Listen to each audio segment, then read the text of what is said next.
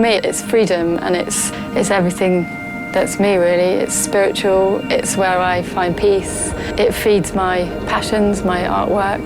I think it's just part of me, really. We're part of nature, not just another animal. The elements of nature are not just animals, plants, bacteria. It's also things like rocks, the sky, the atmosphere, and obviously the sea.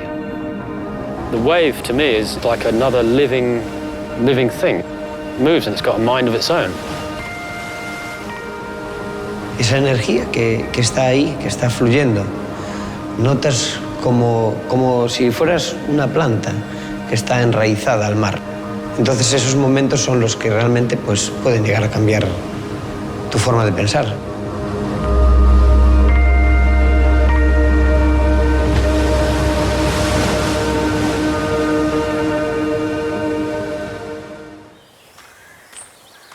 I've been surfing for 20 plus years, and I always remember a question my father-in-law put to me quite early on when we first met, and he was very much asking, when am I going to stop surfing?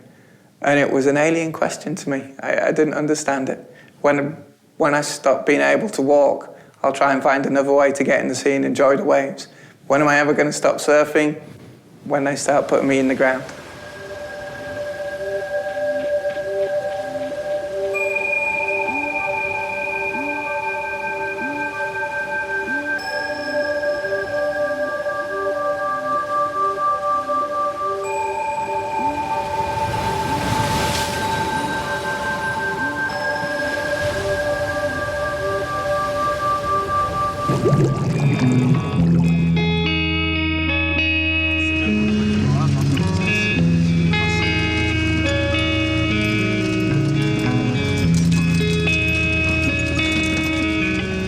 Here it's a very small community.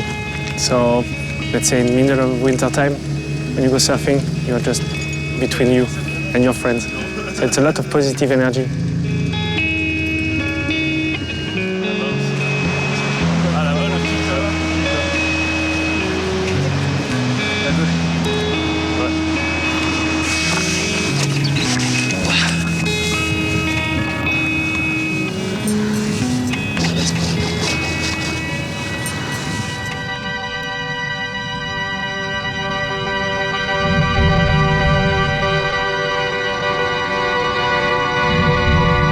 Whenever you think about something or you're worried about something, I'd say if you look at something that you know it always have been there, it will be there after you, and it just makes you realize that maybe your worry is not that big. And you see this energy, like all this energy coming to you.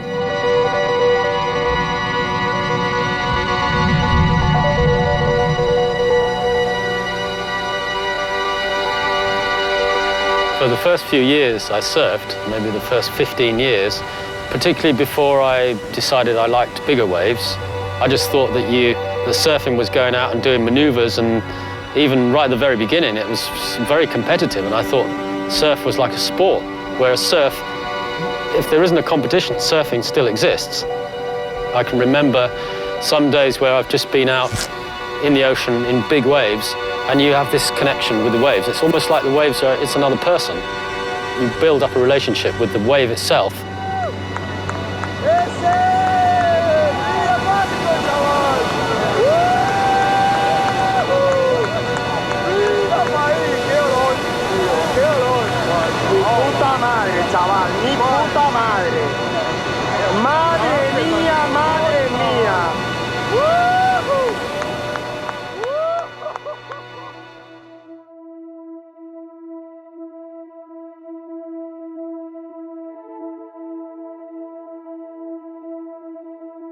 I'd already been here a lot. When I lived in England, we did some really good trips to Galicia, and it was a sort of unknown thing. We couldn't find any other surfers who'd surfed very much along the coast of Asturias and Galicia. And we used to see this wave, and we wondered how we could get down to surf it. And when I eventually found how to get down the cliff and get into the water from another angle, then I suddenly looked back, and then you just see this great big pile of rubbish.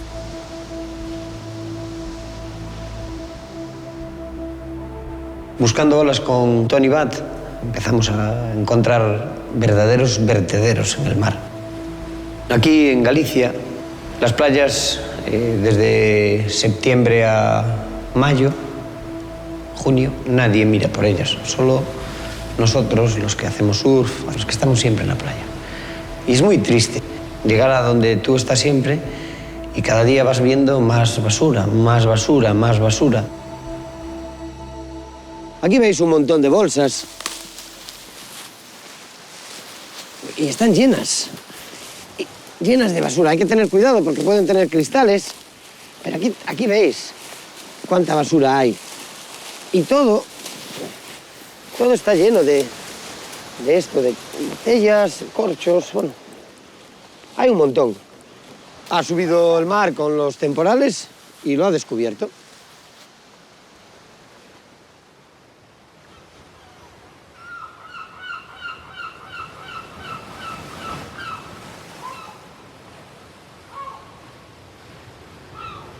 I'm from Cornwall. I grew up on the south coast. It's quite different, flat water, but I used to spend my time cycling to the north coast because I wanted to surf and learn to surf better.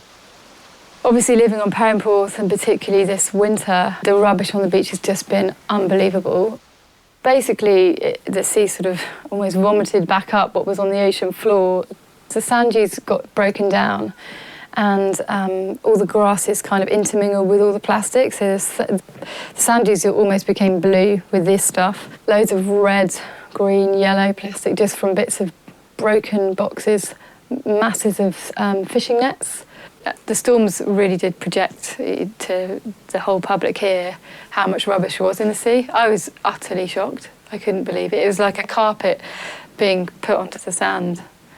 And just rather than shells being broken up, it was plastic that was broken up, and it just made you didn't know where to start. It was just crazy.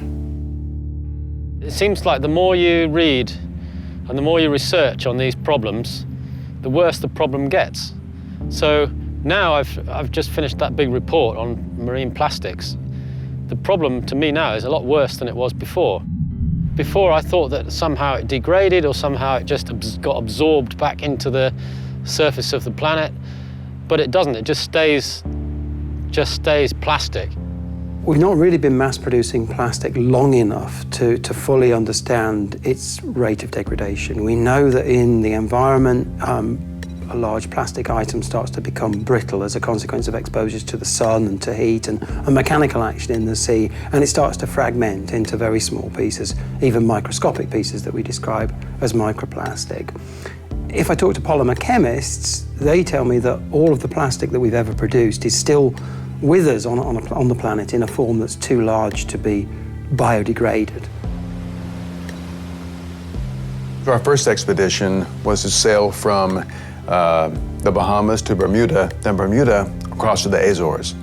And this was to understand what was happening on the eastern side of the North Atlantic. And that was our first big expedition. From there, went around the world. Went to the South Atlantic, then the South Pacific, the Indian Ocean, and then we knew it was global. So with a very big data set and some of the best ocean modelers, we then made the first estimate of how much trash, how much plastic, all plastics, all sizes, and all oceans. And that number is 269,000 tons from 5.25 trillion pieces of plastic. We know at the moment that around about 700 species of marine organism encounter debris of some kind, and most of those reports relate to encounters with plastic debris. We know that those creatures will ingest that debris and some of them become entangled in it. We know for many of those instances that it can be harmful, even fatal. It makes me feel quite guilty because I can't do enough about it. And I feel that it's all wrong. The whole world is backwards. That's why I'm so worried about, the quality of water, because, if one day you're not able to, just enjoy those simple things, very, very simple things, I'd say you will lose something.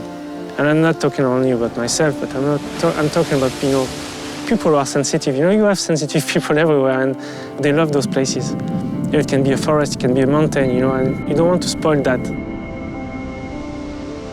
Cuando tú estás contento, a gusto en algo, procuras que ese medio esté siempre bien.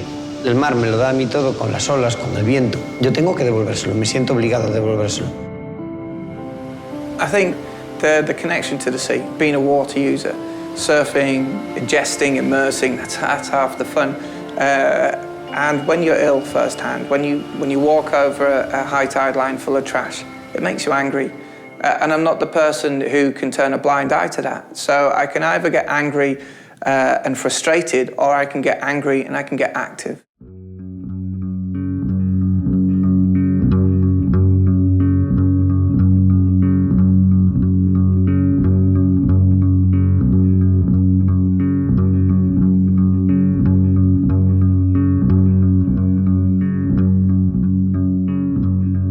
We can be proud of being the first sport as surfers which has created inside its core members political environmental awareness, because at the time no other sports, even nature sports, had developed something like that. So, and funnily enough, surfers were in the 70s, 80s not treated like very serious person. We were thought as selfish and non-caring people. And it appeared very differently when it came to water pollution. Surfrider was founded in 1990. I joined them in 1995. And why it happened? Because we were surfing in the water, on the beaches, and all year long. Sure enough, beaches at the time were clean in spring, so tourists could come in summer, and everything was nice. Everything was not nice, everything was clean before they arrived. We were there all year long, surfing into waste and polluted waters. We could see this, and were not only being the witness of it, but at times being victims. I mean, with ear troubles or gastric troubles, and what the heck am I doing to be ill? Well, you're surfing. So this is why, I guess, we try to do something, being, in fact, as some say, the only mammal, the only animal which could go out of the water, out of the ocean, and speaking about what we saw there.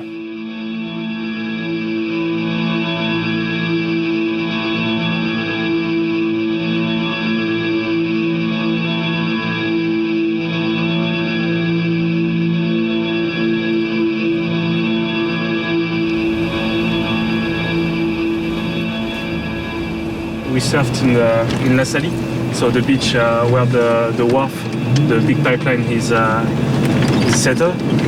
And we knew, you know, from time to time there was huge foam. You know, the foam was very dark and brown or something. So we knew from the scratch like there was something wrong with the wharf of La Salie.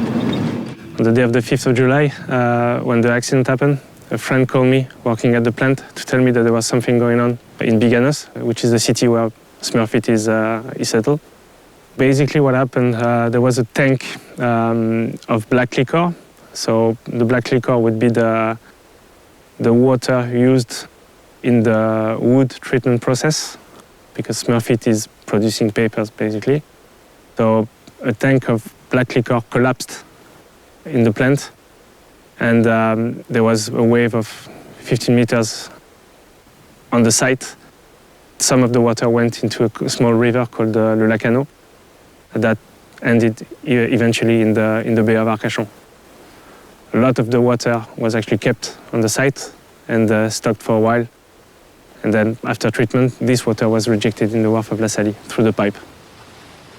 Ce qui m'a beaucoup frappé, par exemple, quand on a navigué sur, pas le lendemain, mais quelques jours après, donc en bord de rivière, dans le bras du lac Anodomios, donc le petit affluent qui se jette dans la Leyre et qui longe donc l'usine. C'est celui dans lequel la cuve s'est déversée, en fait. Et là, en se penchant au bord de la rivière, vraiment à se mettre accroupi, on voyait tous les tout petits poissons, tous les tout bébés poissons, les petits alevins, les petits... Voilà, et tout ça qui était au bord, qui était mort.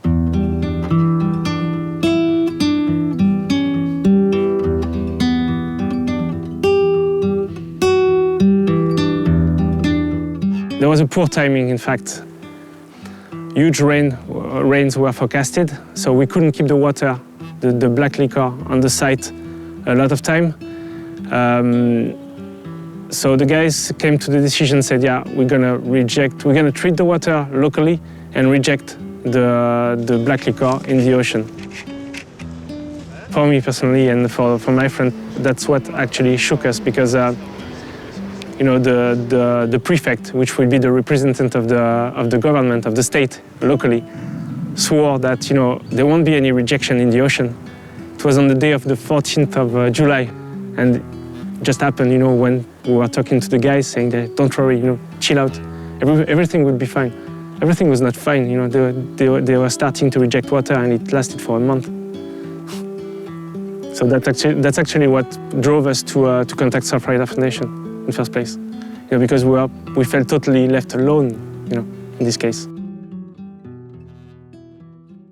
Il nous a contactés à travers le programme Gardiens de la Côte pour essayer de d'élucider cette pollution et de redonner une place en fait aux surfeurs dans cette pollution, parce que lorsque la pollution est arrivée, donc lorsque la cuve a explosé à Smurfit, le préfet avait décidé que les eaux souillées ne seraient pas relarguées via le wharf de la Saly, donc directement dans l'océan. C'était une promesse qu'il avait faite aux surfeurs, et notamment à Jean-Vincent. Et finalement, 3-4 jours plus tard, il est revenu sur sa décision, sans les informer, et a décidé de déverser la liqueur noire via le wharf de la Saly, ce qui a entraîné une impossibilité de surf, mais de surf récréatif ou aussi de cours par les écoles de surf pendant plus d'1 mois.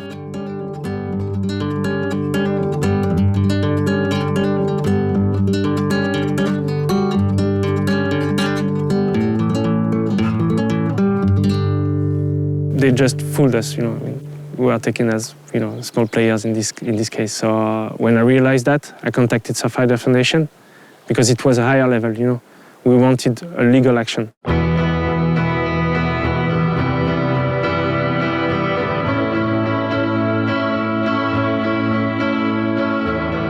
Surfrider Foundation, mercredi, a porté plainte contre Smurfit pour pollution, défaut d'équipement. Et dites-vous bien, que c'est grâce à vous qu'ils vont y arriver.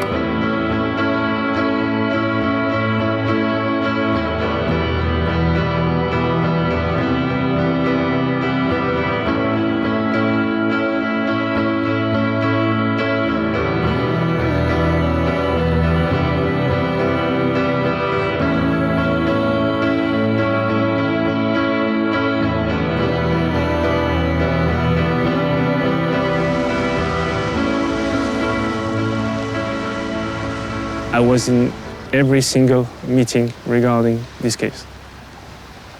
Smurfit and their lawyer, they provided all the paperwork saying that, you know, they were looking carefully at their equipment. Because they wanted to convince the judge that it was not their fault, the lawyer of Smurfit even mentioned that, you know, maybe it was a terrorist attack. Et ils ont également beaucoup dit et beaucoup insisté sur le fait que, si ça se trouve, c'était une cause extérieure. Il y avait eu, on ne sait pas, une pierre qui était venue heurter la cuve, tout a été envisagé, qu'un hélicoptère d'une base aérienne à côté soit venu percuter la cuve et tout ça. Eux, ce qu'ils avaient approuvé, c'était facile. Si c'était une cause extérieure, ils n'étaient pas responsables. Un accident comme celui-là ne peut intervenir pas uniquement avec une cause, mais avec un cumul de causes, je dirais, extraordinaires. La violence de l'accident. On a eu une vague de 65 mètres pour une cuve qui faisait 25 mètres de haut. Donc la corrosion en tant que telle ne suffit pas à expliquer. What could be the reasons if it's not this? On a un certain nombre de phénomènes qui vont... on a un rapport d'analyse des causes qui fait à peu près 200 pages qu'on a analysé avec l'Adréal. Le commenter peut prendre à peu près 1 ou 2 journées ensemble, et on a un certain nombre de causes. Ressortir une ou deux causes me semble extrêmement dangereux parce qu'aujourd'hui on est confronté à la cuve est vieille, elle a explosé, et on a un certain nombre d'autres phénomènes. On gère des flux, on gère de la température, on gère de la chimie, on gère de la pression, on cherche des instruments électroniques. On a audité toutes ces causes-là et chacune d'entre elles peut être porteuse d'une défaillance qui, en effet domino, a créé cet incident. Je ne pense pas qu'un interview avec une extraction de 30 secondes ou 2 ou 3 minutes soit vraiment pédagogique et une valeur ajoutée. On peut rentrer dans ce détail-là avec les personnes concernées et on le fait avec le personnel en interne et on le fait avec les associations quand elles le demandent. Mais moi, je suis un peu mal à l'aise au fait de refaire le tribunal aujourd'hui.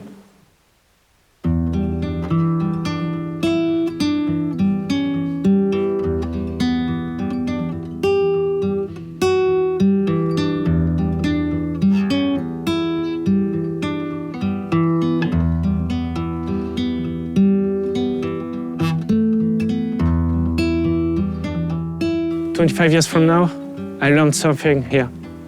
It was my first surf spot, the wharf of La Salle. And, I was lucky. If you look around here, it's only beauty. It's only pure positive energy. And we are putting all those stuff in danger. We accept everything. Somebody will say, look, there's a huge industrial accident, huge pollution, but we are not responsible with that. So it will happen again and again and again and again until the moment, you won't be able to go to the ocean. You won't be able to enjoy those moments, you won't be able to smell the ocean breeze. I'm very sensible to this case because when the accident happened, it was very important to keep this story quiet. The accident happened at the very beginning of the season here, the touristic season here. So saying that there's an industrial pollution in the Bay of Arcachon, it means your season is dead. So it was important to keep it quiet for the whole area. I had the feeling that there was a bunch of guys plotting against, normal people just for the sake of, money. That's wrong. I mean, money is good for a while. Maybe, I need that, you need that. But on the long term and on a more fundamental point of view, you need beauty of the ocean. And we are breaking that step by step. Ça l'a touché véritablement parce que lui était très investi et voir que finalement la justice n'a pas pris en compte justement cette pollution et a dit que la responsabilité n'incombait à personne finalement. C'est une bataille d'avocats et finalement on comprend pas vraiment comment on en est arrivé à non, c'est un accident, c'est pas véritablement de la faute de Smurfit. On sait pas trop, on comprend pas trop. Donc du coup, on a décidé de faire appel. On espère que ça va marcher. Ce qui était particulier dans ce cas, c'est la réaction et la mobilisation de toute la population. C'est la volonté de combattre et l'importance du choc qui a été causé ici, sur le bassin d'Arcachon, fait que vraiment tout le monde était mobilisé, les associations, les surfeurs, les professionnels, les ostréiculteurs, les pêcheurs, ce qui fait que là, presque toute une petite région de France était mobilisée contre une grande société multinationale et on n'a pas lâché. Il fallait des moyens, il fallait du temps, il fallait de l'énergie et on l'a eu.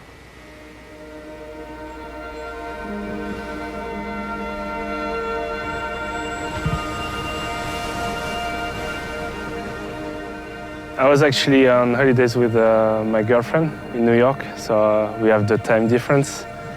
I was expecting to get a call or an email from the guys from Surfrider. It was hard to get a connection, Wi-Fi, so we stopped by a coffee and I get the connection eventually.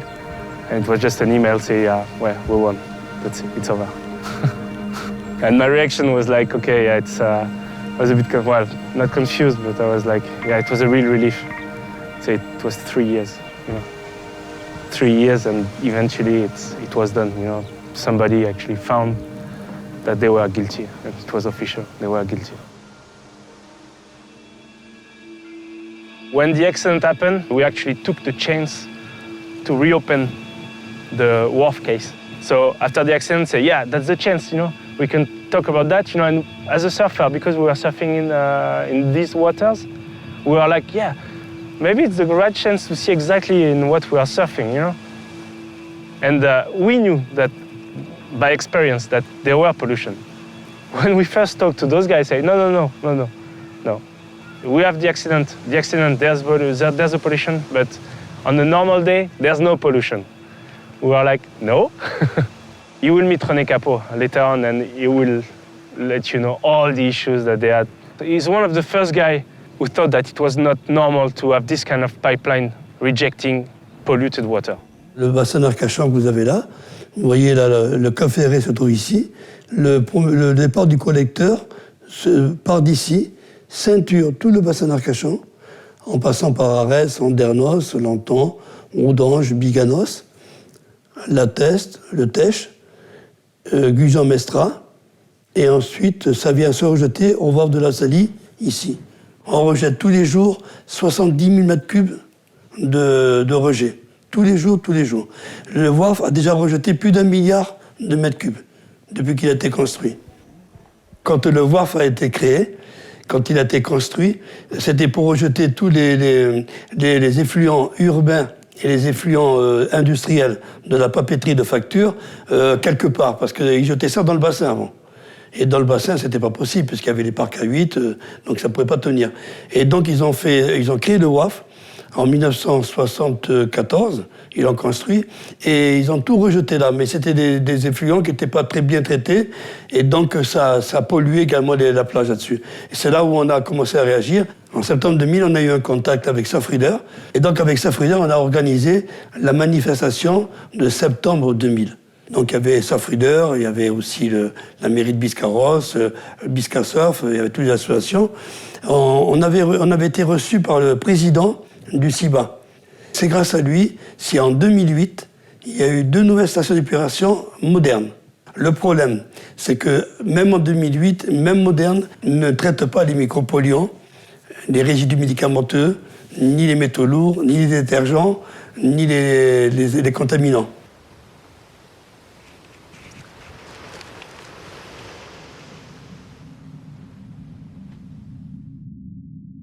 On a déjà tous dans le coin, les jeunes du coin, parmi les surfeurs, on a tous entendu des histoires de problèmes de peau, de boutons, de choses comme ça, parce qu'en fait, juste sous le wharf, il y a un spot de surf.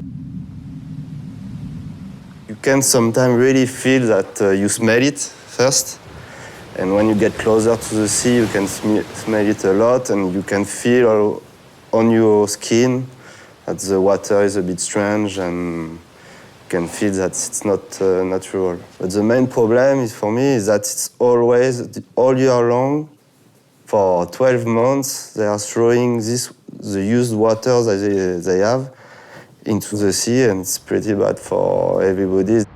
Pouvez-vous nous garantir que le rejet tel qu'il est aujourd'hui ne suscite pas, n'est pas susceptible de générer un problème sur la santé pour les animaux ou pour les personnes, de la faune, la flore benthique, ou pour les surfeurs, ou tout au moins tous les acteurs du milieu.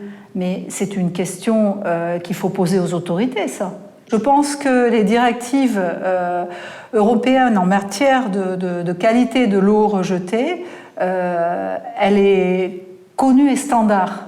Elle porte sur des paramètres qu'on appelle des paramètres globaux de pollution. Et je crois qu'aujourd'hui, en tout cas c'est notre parti, il faut aller bien plus loin. Moi, je ne bois pas l'eau qui sort du wharf. Je ne la boirai pas, je ne me baignerai pas dedans. La baignade est interdite. Alors, certes, c'est une mesure de précaution. On fait des contrôles bactériologiques. Mais aujourd'hui, ce que je vous dis, et c'est vrai sur toutes les stations de France et de Navarre, et les stations européennes et mondiales, c'est qu'on ne connaît pas les effets des micropolluants qui sont, par exemple, dans les eaux. On ne connaît pas leur effet sur la peau, sur la santé. Mais c'est vrai au wharf, mais c'est vrai partout. I don't know exactly what has changed. I know that for sure they changed a little bit. They are more open. after the accident, and because we were very vocal, as surfers, and we made an agreement with the guys from the SIBA, which would be the institution who deals with the treatment of water. That's a public institution. Smurfit and the local surf school and surf clubs. We made the agreement to sit quarterly and to just to talk about the wharf of La Salie. What is our feeling of the situation? How good it is, how bad it is at the moment, that's a big win for us. Well, at least that's a step. Because for more than 25 years, it never happened. Donc en finale, le jugement était pénible et désagréable, mais il ne nous semblait pas utile de poursuivre sur une voie judiciaire, alors que notre terrain d'action privilégié, il est d'améliorer notre outil de travail, de la performance et de travailler avec les acteurs locaux. C'est-à-dire que de façon beaucoup plus proactive, on gère l'environnement. Et ça, c'est un des enjeux une des choses que l'on a appris au moment du RC15. Sur des périodes un peu critiques, on va augmenter les fréquences de contrôle, de mesure, et on va réagir.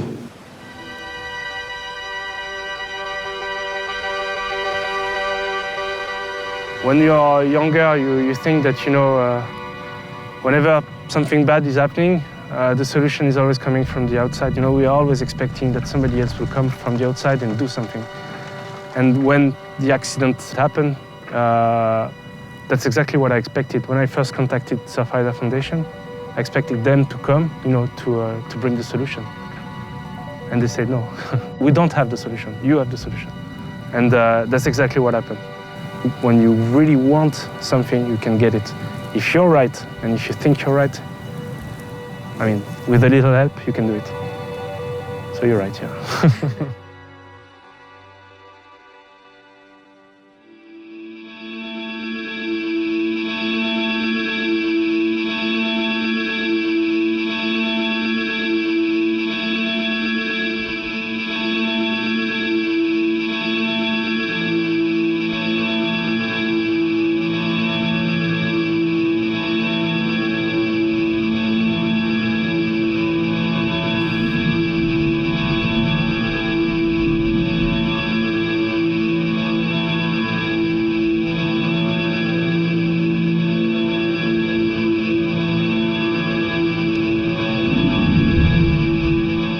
J'ai souvenir, en allant à la plage, de trouver des roulettes en plastique. Alors on trouve beaucoup d'objets en plastique sur la plage.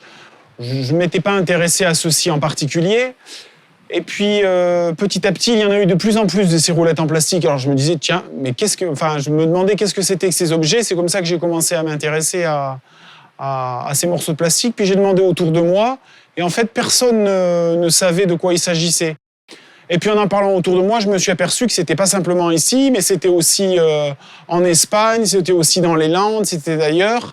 Les gens racontaient un petit peu tout et n'importe quoi et surtout beaucoup de bêtises. Certains me disaient que c'était pour caler, quand tu as une caisse, tu mets un objet dans une caisse, puis tu mets du matériau comme ça pour qu'il ne bouge pas dans une caisse.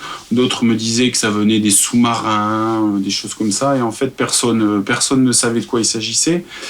Et comme chez Surfrider, en fait, c'est une structure où il y a des antennes, un peu dans toutes les régions, on a envoyé un email à l'ensemble des antennes dans toute l'Europe.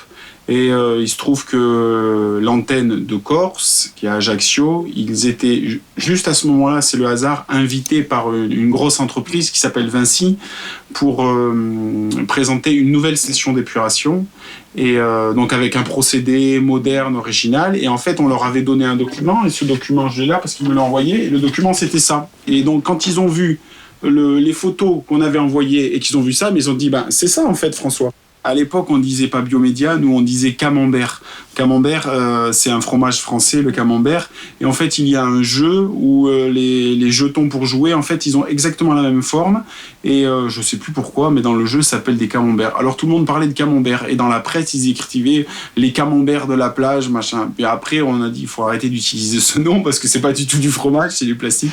Mais au début, tout le monde disait, oui, on a trouvé des camemberts, des camemberts.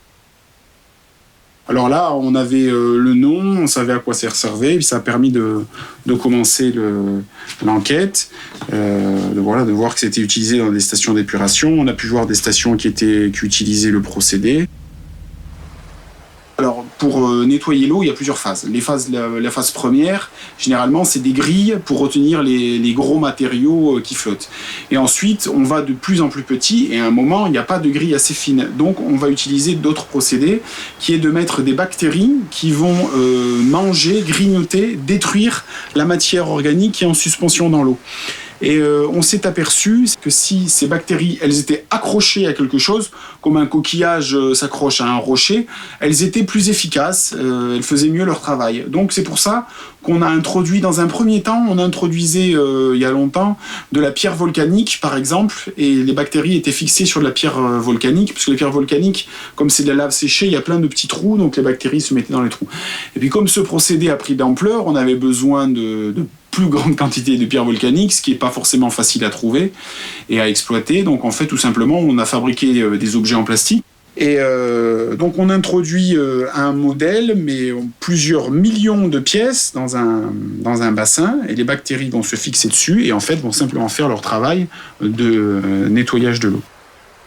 Très vite, on a fait un site internet, on a publié sur un site internet, et puis on s'est aperçu qu'il y avait d'autres gens ailleurs qui cherchaient aussi. Et après, avec des gens dans les autres antennes, par exemple, on a eu en 2012, et elle continue encore, plusieurs pollutions en Suisse.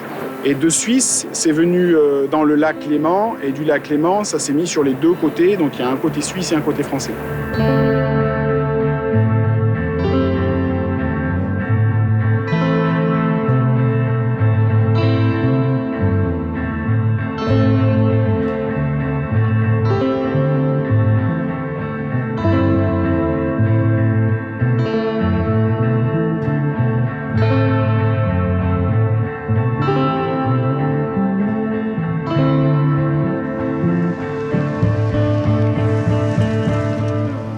Je travaille au service de la protection de l'environnement du canton du Valais et je suis chargé de m'assurer que les stations d'épuration respectent les exigences fédérales en la matière.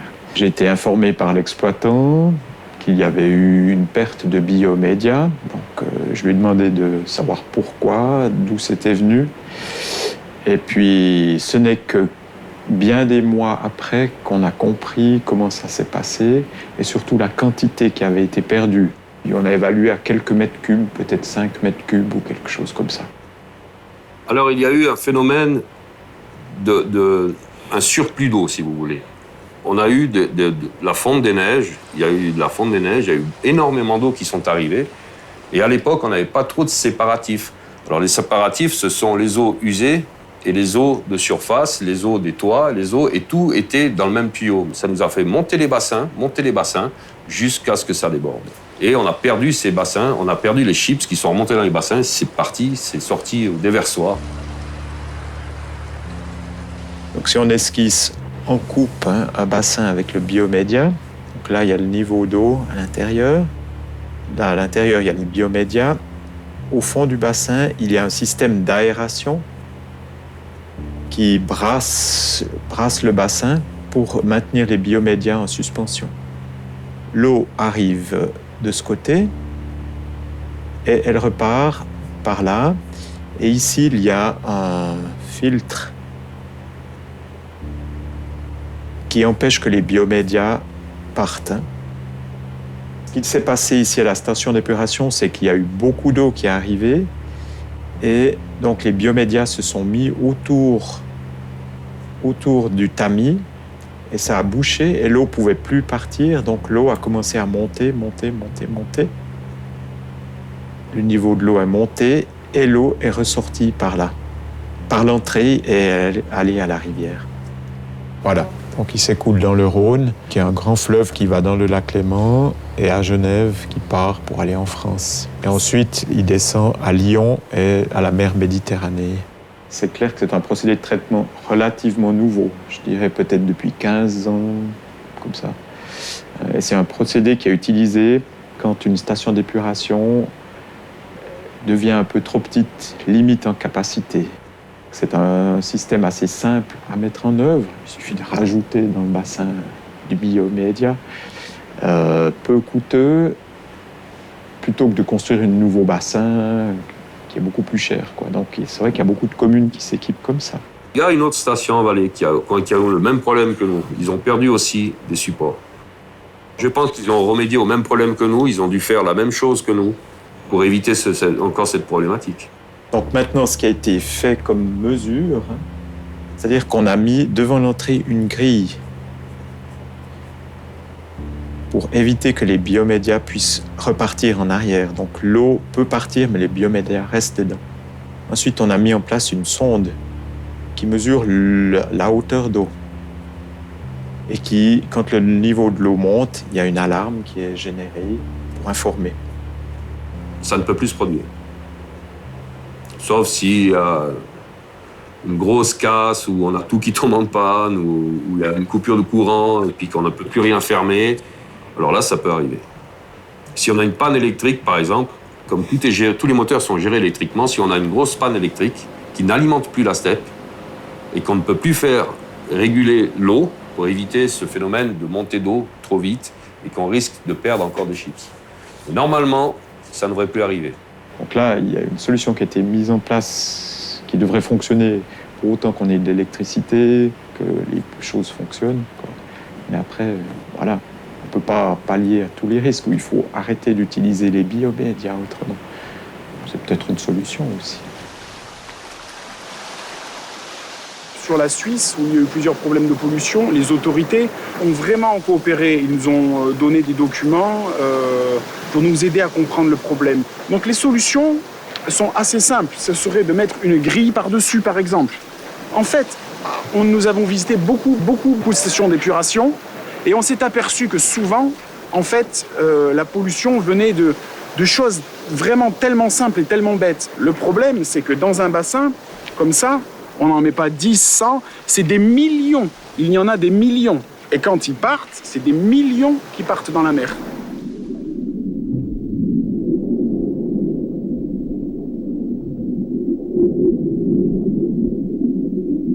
Il y a deux choses. Un, on trouve beaucoup de modèles différents maintenant, première chose. Et la deuxième chose, c'est l'origine. Avant, on en avait très peu en Méditerranée, et maintenant, on en trouve beaucoup en Méditerranée. Dans la région de Marseille, en France, on en reçoit tout le temps des témoignages. Voilà, c'est San Remo en Italie. On a également des témoignages récents sur le sud de l'Angleterre et aussi une pollution qui date, me semble-t-il, du mois d'octobre au Danemark. Donc si on regarde, c'est ce modèle. On a eu aussi un témoignage il y a quelque temps de l'expédition Tara.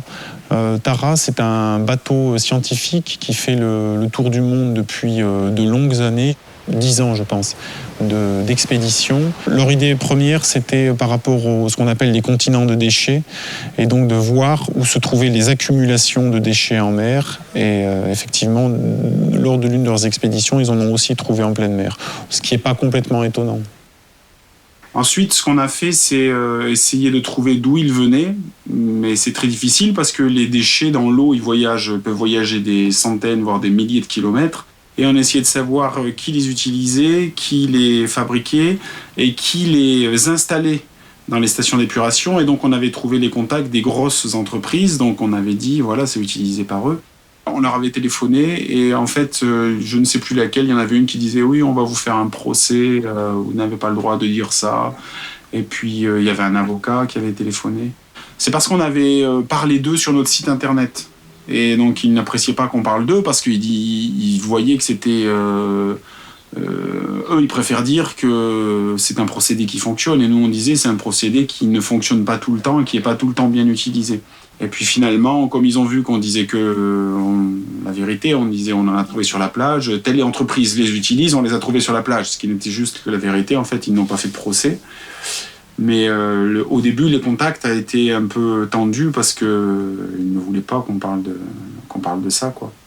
Aujourd'hui, maintenant, 5 ans après, les rapports, on voudrait qu'ils soient différents et on contacte des entreprises pour essayer de voir avec eux comment améliorer le procédé. Parce que nous, notre but final, en fait, c'est qu'on arrête d'en trouver sur la plage.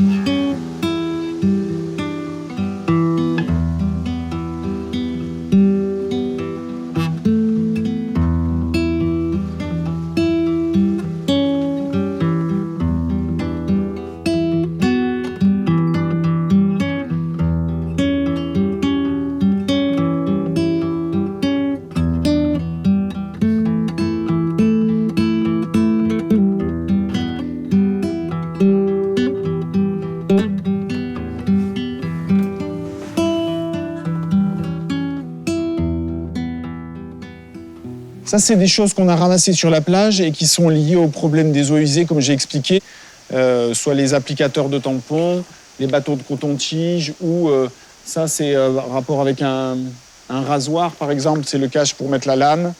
Qu'est-ce qu'on a? On a des petits flacons, ça, c'est des produits pour se nettoyer les yeux ou les oreilles. C'est des restes de serviettes hygiéniques, par exemple. Esto es un poco lo que yo considero los plásticos autóctonos de nuestra zona, de aquí, del Perellonet. Son plásticos que siempre te vas a encontrar cuando vayas por la playa. Encontramos estos que son cartuchos de caza. Luego tenemos también, creo que se llama biomedia, esto un poco que luego nos hemos enterado que procede de las depuradoras de agua. Y el plástico autóctono por excelencia, los tampones, que vamos, los hay de todos los colores y formas, pero vamos, esto también está lleno. Alors on essaie de comprendre la problématique des déchets en rivière, puisque la seule donnée qu'on a pour l'instant, c'est que 80% des déchets qu'on va retrouver à l'océan proviennent des rivières.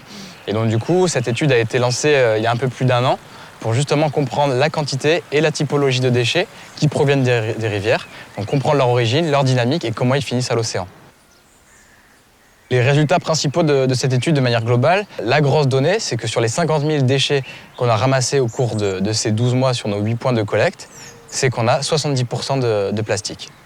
Après les stations d'épuration, on va retrouver des déchets qui sont typiquement des déchets qu'on va retrouver dans les stations d'épuration, que ce soit des cotons-tiges, des tampons, des applicateurs de tampons, tout ce qui est sanitaire et médical. On retrouve aussi énormément de déchets médicaux et étrangement juste après les stations d'épuration. I find all the stuff from combined sewage overflow, I find in the ocean. I find the earbuds. I find the tampon applicators, little pink little tubes. I find cigar tips. I find all these things that you find just in sewage are still floating out to sea, 1,000 miles in the middle of the ocean. Et on en retrouve des très très grandes quantités sur les plages pour 2 raisons. La première des raisons, c'est qu'il y a des gens qui se lavent les oreilles, et quand ils se sont lavés les oreilles, ils jettent ça dans les WC. Et après, avec les WC, ça part dans les eaux. Alors que normalement, ça doit aller dans la poubelle. Et le problème, c'est que dans beaucoup de villes, en fait, il n'y a qu'un seul tuyau d'évacuation qui collecte en même temps les eaux de pluie et les eaux usées. Donc s'il y a un seul tuyau, en temps normal, ça va dans la station d'épuration.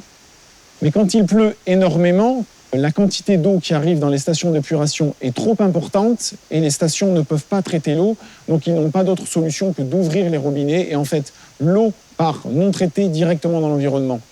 Donc ça, c'est la partie visible, c'est le plastique qu'on peut voir parce que les gens ont jeté, mais toute la partie invisible, c'est les lessives, les produits chimiques et toutes les bactéries fécales qui viennent des toilettes. Voilà.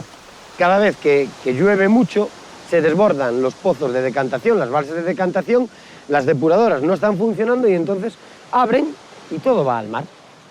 Surfeamos una ola aquí cerca grande y a veces hueles a caca. Cuando sales tu traje huele a caca porque estás surfeando donde está el emisario de la depuradora. Y eso no es que pase solo aquí, pasa en todos los sitios.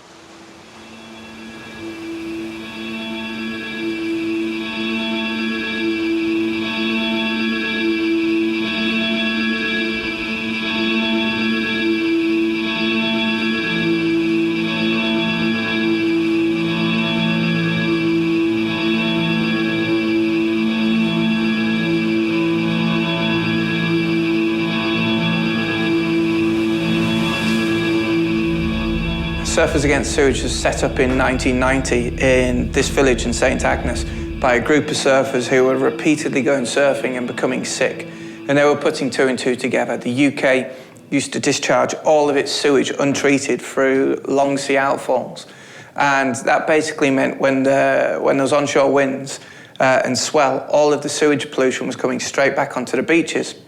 And when I first started surfing in the early 90s, you would quite often be surfing amongst sanitary towels and feces, and it was all in the sea. It was like surfing in an open sewer.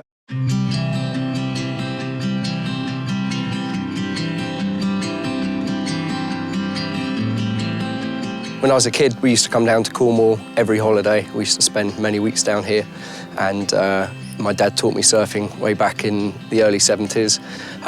He was really passionate about water, loved everything about it. He was a terrible surfer though. And, but he used to lend me his board and used to go out into the water from about the age of sort of 4 or 5 years old. And yeah, I've been totally hooked on it since then. There was always this thing about me getting sick. I was always sick in summer holidays in Cornwall, and it became a bit of a joke, really. You'd always have to end up going to the doctors, getting antibiotics, these kind of things, always with ear infections, upper respiratory tract infections, and really bad conjunctivitis. And we hadn't made, I mean, it was only literally probably 15 years ago that I was talking it through with my parents, and they suddenly realised, well, wait a second, you were the one that was in the water the whole time. You were bathing with, I was bathing in the sort of harbour wall area where the effluent was coming out. And I was just, ingesting raw sewage at that time. Without doubt, that's what was happening. My sisters weren't going in the water and they didn't get sick. I was getting in the water, and then, within 2 days of the holiday, bright red eyes, streaming conjunctivitis, and left ear just constantly getting infections. And that set up a weakness that then sadly went on to me just getting more and more infections, and to the point now where I've got pretty bad hearing loss in my left ear from it. In the early 90s, when SAS was born, it was born as a single-issue pressure group. So it was a group of surfers who were campaigning against untreated sewage going into the sea. And it was a big problem then because it was continuous discharges of sewage all around the UK. And SAS has been really effective in bringing that continuous discharge to an end. So with the help of the Urban Wastewater Treatment Directive, we've seen billions of pounds spent on UK sewerage infrastructure to stop untreated sewage going into the sea day in, day out. So that's a major step forward. Now, the trouble now is that instead of discharging sewage 1.8 kilometres out to sea, you have these things called sewer overflows. A combined sewer overflow can discharge untreated sewage during periods of rain or periods of malfunction straight out onto the beach or into the river very, very close to the beach. This is a combined sewer overflow. So you've got these 4 grills. When the sewage infrastructure is under pressure, this acts as an emergency exit. You'll have human sewage, as you can see, all in the grates. There's sanitary waste there. You'll have human sewage, completely untreated, and stormwater coming out of these grates up to a level, you can see the level up here, we'll get to about yay high. I mean, there's a sign here that warns of flooding. The levels of effluent that I've seen here are shocking.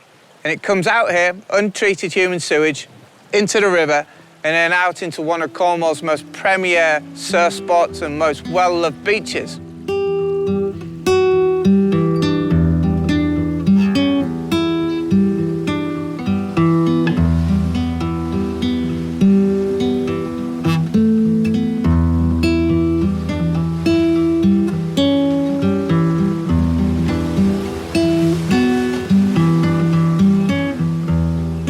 We've had a few cases through this year, especially where, the overflow is overflowed because of excess amount of rain. People are noticeably getting ear infections. Me for one, I do notice if I surf here, and there has been severe rainfall, I've been feeling a bit ill, yeah. I started surfing, I guess, when I was about 15, 16. It definitely affects me. I often feel unwell or get colds, I think, sometimes after I've been in the sea.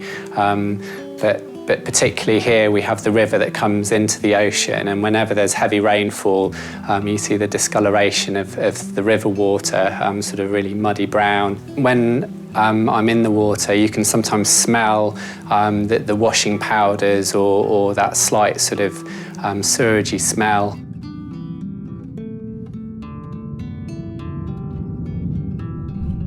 A shocking story of a young girl who got sick just down the road at my local beach, Perranporth, this summer, became hugely ill. A great surfer, this girl, went surfing and then became really sick from using the sea when there was a sewage incident.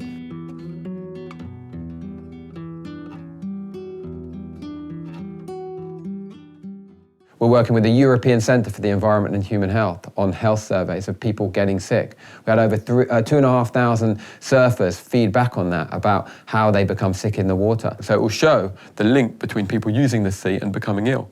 We're working with the same organisation on a cutting-edge survey on antibiotic resistance in surfers and other water users. Antibiotic-resistant bacteria, its dissemination in the environment is really understudied, but it could be a potential route by which millions of people, in the UK anyway, could come into contact with resistant bacteria. Because we know that coastal waters are contaminated with sewage on occasion, and this sewage can contain resistant bacteria. It means that it's more difficult to treat with antibiotics. So what we did is we collected seawater samples, tested them for the presence of one particular type of bacterium called E. coli, and tested them for resistance to one group of antibiotics. And we found that even though they're present in small numbers, that antibiotic-resistant bacteria are present in coastal bathing waters, and that people who enjoy recreational activities in the sea do swallow these bacteria. We don't really know what happens once someone swallows a resistant bacteria. We don't know whether it survives in the body or whether it goes on to develop to cause a subsequent infection. We don't know. That is something that we're investigating because it has the potential. I personally wouldn't go bathing after a rainfall event. You could go to a beach that is classified as good water quality, but you still get ill. I think there could be some reasons for that. Firstly, especially in the UK, water quality is monitored from the 15th of May to the end of September.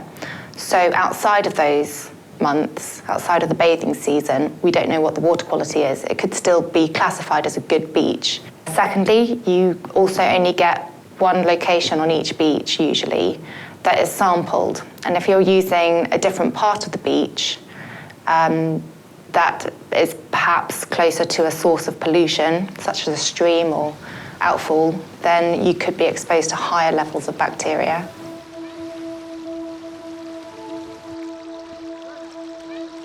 What's happening at Guéthary, and it's also happening at many other beaches around the country, is the regulator is deciding to take a water quality sample from some way down the beach, far away from where the source of pollution is entering the sea. Now, just like many beaches around the country, at Guéthary, there will be children. There will be thousands of people who will use the sea right in front of the river at Guéthary, which is where the sewer overflow discharges. So those people are being told the water quality is excellent because the Environment Agency will take a sample many hundreds of metres away from where they're using the sea. The Environment Agency is tasked with taking a lot of samples to measure the cleanliness of the water around the coastline of England, and others do it in Wales and Scotland. But we take 20 samples a year between May and the end of September. What we do is we look at where the most bathers are on a bathing water, and we draw an imaginary line right down to the bottom of the tide to the top of the tide, and we always take the sample on that particular point. What I can say is that after really heavy rain, the combined sewer overflows are likely to operate to save people's houses being flooded with sewage. And that sewage will end up going down the Red River and out into Guéthary, out onto Guéthary Beach. It will happen. And it will flow with the tide, depending on where the tide is, back out to sea and across the front of the beach. We do know that, and that's true. But where most of the people bathe, it will be classed as excellent when you look at all of the data that we've got.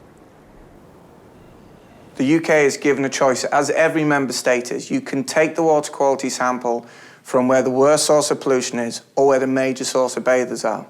So by the Environment Agency deciding to ignore that source of pollution, knowing full well that over the course of a bathing season, many thousands of people will use that body of water right in front of the river, then they are not supporting that community. And together with the community, we held a demonstration on a beautiful sunny day to tell the water companies to stop using their beach as a dumping ground for sewage. If somebody phones our emergency hotline which is open 365 days a year, 24 hours a day. It's free phone. And they say that something is happening. There's that pollution at one of the bathing waters. We treat that as high priority, and we will investigate that. We will come out and have a look if it's really bad, and we will take extra samples. At places like Guéthary, it is rare that we get reports. If they do it, it's great news. It's something that I have not been told before. And I have a very close relationship with Bruce and the rest of the Environment Agency team, and I've been asking for them to take samples in front of the mouth of the river for a long time. And they keep coming back to me and saying, we can't, the directive won't let us do that, which is rubbish. The directive will let them do that. They choose not to do it. I've met in the Environment Agency. I've liked as people, and I understand they're there because they want to protect the environment. So they're good people in a good organisation. What I feel, and this is just my opinion, so it might be completely wrong, but when the water quality results get released at the beginning of November, the Environment Agency are hauled before the press to say, why aren't these beaches passing? Where it should be the polluters that are getting held to account. It should be water companies, it should be farmers, it should be industry that are getting put before a camera to say, this beach has failed again. Why? Why haven't you done what you should have been doing about this?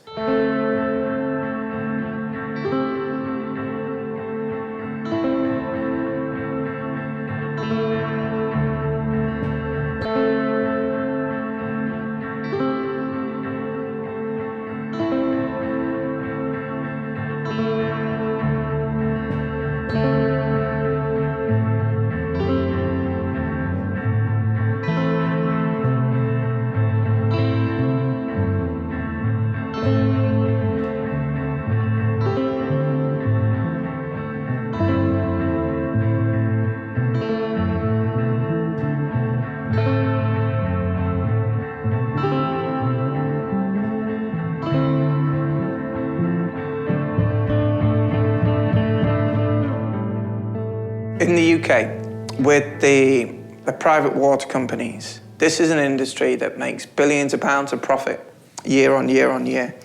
Now that profit needs to be taken back from the shareholders, and it needs to be invested in protecting the environment, because that's what these water companies should do. They should give us clean and safe drinking water, and they should take away our sewage and treat it responsibly without dumping it into the environment. That should be a bottom line that the company works from, and it can still make money. We did a lot of undercover work. We filmed these CSOs discharging into rivers and into seas around the UK, and we worked with a national TV company, BBC's Panorama programmes, watched by millions of people. Hello, I'm Jeremy Vine, and this is Panorama. Tonight, caught on camera, the pipes spilling sewage onto some of Britain's most popular bathing beaches. This is absolutely disgusting. It smells vile. We'll reveal... As a direct result of that lobbying through the BBC and also working with national newspapers, we were called in for a meeting with the Environment Minister, and there was Surfers Against Sewage and all the other stakeholders in the water industry with the Environment Minister, and he set down the challenge. He said it's not good enough. He doesn't want to see sewers overflowing on national TV, so what can we do to stop it? And the first voice he came to in that meeting was Surfers Against Sewage for a solution, and that gave us the opportunity to say, whilst we're not able to reduce the sewer overflows right now without investment, without making sure the water companies up their game and make sure that there's more efficiency in their sewage system, what we want is information. So tell us when a sewer is overflowing, and we'll tell the public, and then they can make that informed decision. And we've been informed of over 3,000 sewer overflow incidents that can cause serious impact on your health in the last few years, and we've passed that on to thousands and thousands of people. You can sign up to an app which is text alert for sewage in the water, and what will happen is you can access it. It will text you, and it'll say don't surf on this beach. It's not safe. I generally do get a warning. That's if South West Water alert Surfers Against Sewage, which they've been known not to do. So yes, there is a warning system, but sometimes it does come out a little bit late, you know, in main season, you know, you've got babies already in the water. We've had a few periods this year where there's been no call. Yeah, there's been no alert. We try and predict before it happens when water quality is likely to be poor with rainfall. But sometimes these overflows will operate without us knowing.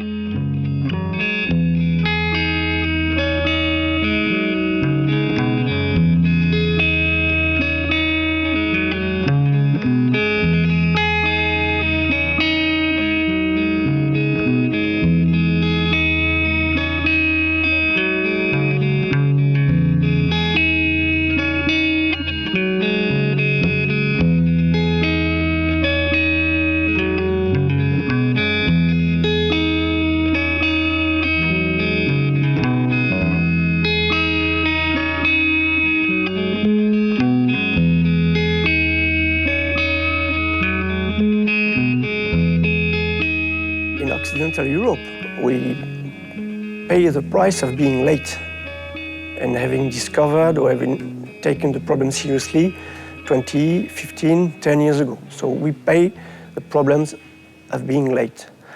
Some countries in Northern Europe had, like Norway, had very good water quality because it's politically being involved like decades ago.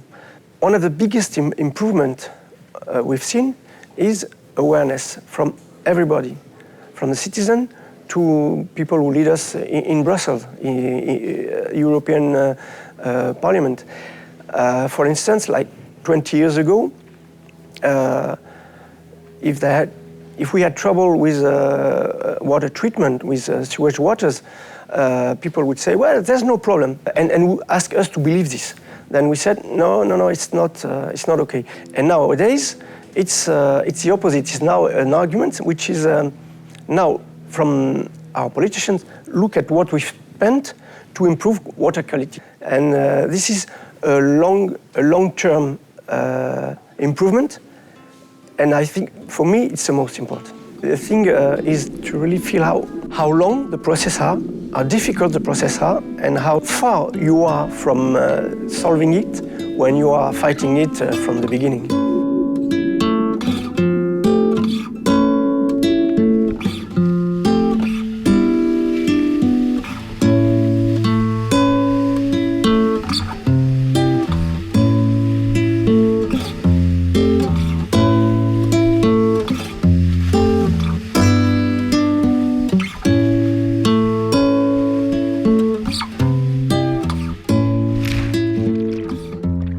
Ça fait 5 ou 6 années que j'ai commencé à m'intéresser à ce problème environ. Au début, personne ne s'intéressait au problème des biomédias, donc il y a eu toute une phase de comprendre ce que c'était, comprendre comment c'était utilisé, pourquoi c'était utilisé, et puis d'essayer de contacter le gouvernement français ou des organismes à l'échelle nationale ou des entreprises pour leur faire prendre conscience de ce type de pollution. Mais donc ça a été toute une phase. Et après, la phase suivante, ça serait d'arriver à les faire changer. Mais c'est très difficile de se retrouver un simple citoyen face à des industries qui travaillent à l'échelle mondiale. C'était bien de venir sur un point précis, parce qu'on peut dire, oui, il y a énormément de pollution partout. C'était bien de prendre un détail pour essayer de comprendre la filière, l'origine, et de s'apercevoir en fait que cette pollution-là correspond finalement à notre manière de fonctionner dans la société en général. Donc il fallait peut-être s'intéresser à un détail pour comprendre pourquoi il y avait de la pollution en général, et de voir que ça correspond à un schéma de société. Pour faire simple, avant, dans certaines stations d'épuration, on utilisait de la pierre volcanique, et puis comme c'était cher, difficile à trouver, on a remplacé cette pierre volcanique par des morceaux de plastique. Bon, de comprendre tout ce schéma, de se dire que la pollution est liée à une orientation marchande, voilà, il fallait sans doute en passer par là. De toute façon, moi, j'abandonne pas ce combat, mais finalement, aujourd'hui, j'ai envie de réfléchir à des choses plus larges, en plus de celui-là. C'est-à-dire qu'on est au courant aujourd'hui de communautés, ou en France, ou dans le monde, qui changent de comportement, qui changent de mode de vie. Par exemple, concrètement, par rapport aux biomédias, les biomédias, ils sont utilisés en station d'épuration. si on a moins d'eau à traiter parce qu'on salit moins d'eau, on utilisera moins de biomédias. C'est ça que je veux dire, c'est que plutôt peut-être que de combattre contre les biomédias qui se retrouvent sur la plage, c'est avoir des comportements plus respectueux pour qu'on ait moins d'eau à traiter et donc moins d'utilisation de biomédias.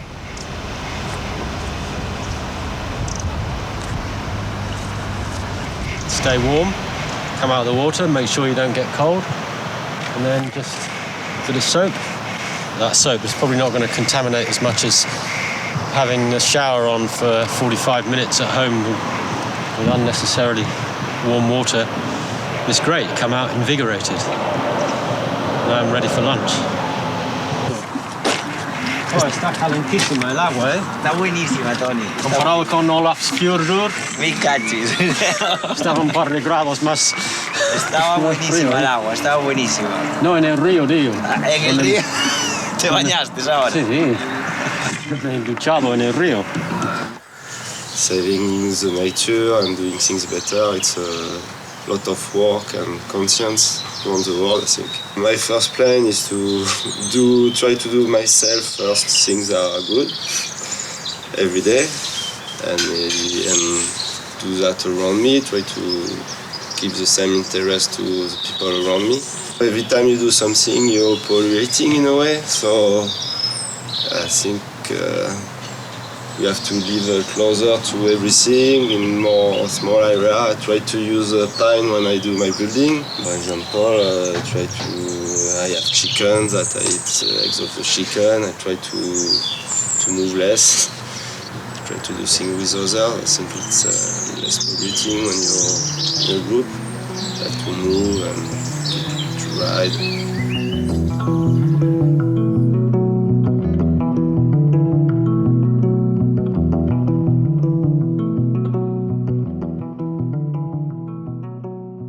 The way I justify my own guiltiness in being part of the problem, because I wear clothes, this is plastic, and okay, it's recycled, but it would be better if it wasn't. If it didn't exist in the first place, it's the best that we can do, but, it's still not, I'm not perfect. I travel, I've got a car, I burn hydrocarbons, and I'm using up resources quicker than they're being renewed. So my justification for that is that I can be happy with less resources than most people, and I haven't got this addiction to buying new stuff all the time and throwing it away, which is a big problem. I like to keep things. I don't drink water out of those plastic bottles because I just have a metal bottle and I just refill it every time from the tap. I think I've had it for about 6 years and it's still perfect, Hopefully I'll keep it for the rest of my life. And then I might be able to give it to somebody else. I mean, it's important to recognise that there's no single solution to this problem. And it is about things that are familiar to us. It's about reducing, reusing and recycling. Now, if it's a drink of water, fresh water, bottled water, in most parts of the developed world, we have very good drinking water coming out of the tap. So absolutely, it's a case of having a refillable bottle that we can fill from the tap every time. Of course, we could start to try and clean up the mess in the oceans, but my view on that is that we're putting litter into the oceans far faster than we can ever take it out. And really, the thing we need to do is to stop it going in the first place. La idea inicialmente es muy simple, ¿no? Vas a la playa, coges 3 trozos de basura, sacas una foto y la subes a las redes sociales, ¿no? Vamos por el buen camino, es lento, es muy, muy lento, pero creo que vamos por el buen camino. Está claro que el camino no es limpiar una playa, porque hoy limpiamos la playa y mañana va a tener el doble de basura. Pero es la forma de concienciar a la gente de que vean que existe un gravísimo problema y la solución está en casa. Nosotros limpiamos una vez al año una ría, hacemos periódicamente limpiezas con Coge 3 y otros grupos. Y lo limpias un día y está limpio. Y vuelves al día siguiente y vuelve a venir esa misma porquería. Entonces, duele, sí que es una cosa que duele. Y no sé, supongo que será culpa de la mala educación del ser humano. No os digo que sea yo el tío más correcto del mundo, pero no sé, mis padres de pequeños me enseñaban a no tires el papel, guárdalo en el bolsillo y cuando ves una papelera lo tiras, ¿no? Y bueno, entonces ojalá que todo el mundo acabe haciendo eso algún día. Lo que me pasó fue a raíz de montar el club y la escuela y al trabajar con niños principalmente, pues que vi que era una obligación transmitírselo a los más pequeños, pensando de que si conseguíamos que los más pequeños fuesen creciendo con la idea de no ir ensuciando y de darse cuenta que tenemos este problema, pues cuando ya pase un tiempo, ellos hayan crecido, lo van a transmitir a sus hijos y pensando que en un futuro todo va a ser mejor. Fundamentalmente transmitiéndoselo a los niños, que creo que, vamos, es el futuro. Yo cada vez que voy a un colegio, el año pasado fui a 55 colegios y muchas veces hablan padres conmigo y dicen, jolín, tu mensaje llega a los niños. Es fundamental llegar a los niños porque nuestra generación, yo siempre digo que está perdida. Es muy difícil convencer a gente de mi edad con 2 hijos, con una hipoteca, con un montón de estrés porque no llega y tiene que hacerlo todo rápido. Pero si cambiamos a sus hijos, habremos hecho algo. Las botellas, el poliespan, los cabos y, bueno, trozos de plástico que ya casi ni tienen nombre. No mola estar en la playa y encontrarte plásticos todos los días. La gente no sabe utilizar esas botellas, las tira al mar como si fuese otra papelera. En el cole, que muchas veces le digo a los niños que no tiren, aunque ya no sea al mar, que no tiren el envoltorio a lo mejor de las galletas que traen para almorzar y todo eso, porque hacen así y lo tiran al suelo, como si nada. Muchas veces los tengo que ir a recoger porque no se dan cuenta de lo que pasa cuando lo tiran. Está mal porque no es así, la naturaleza no es así, la estamos convirtiendo en una cosa que no es y un día vamos a acabar con ella, como sigamos así. Let's go up near the river. Rabbit! I found a curly-wurly rabbit! It's a rock! Pottery. Let's put it all this. Let's put it all together, guys. Who's got 3? I have more than 3. Amazing. I've been an artist for 15 years now. For me, with working with the students, it's to raise awareness of the issues, really. We just said to the students, whenever you go to the beach, you need to pick up three objects, see what you can do with them, put them into compositions, make them look beautiful. So they might have colour-coded them into reds, oranges and yellows. If they can, you know, create artwork as well, that's fantastic. I mean, for me, it's a case of collecting the debris and making something with it, you know, rather than it going into a bigger trash bin. I don't think they knew the facts and figures. They want to help and they're passionate about being involved. And I also think they want the association with protecting the environment, and that for me is, you know, that's what it's all about. It's much more attractive for people to try to modify the environment, and then they don't have to modify their own behaviour. They don't have to sort of train their minds or train themselves to react in sequence with nature. And surfing in real waves in the ocean, the whole thing of anticipating the swell that's going to be coming, trying to guess the wind direction, where to put yourself, and all that is trained over years and years and sometimes decades. And it all focuses down to that one point where you turn your board around and you catch the wave. And what you've actually done is you've trained yourself to fit in with the rhythms of nature.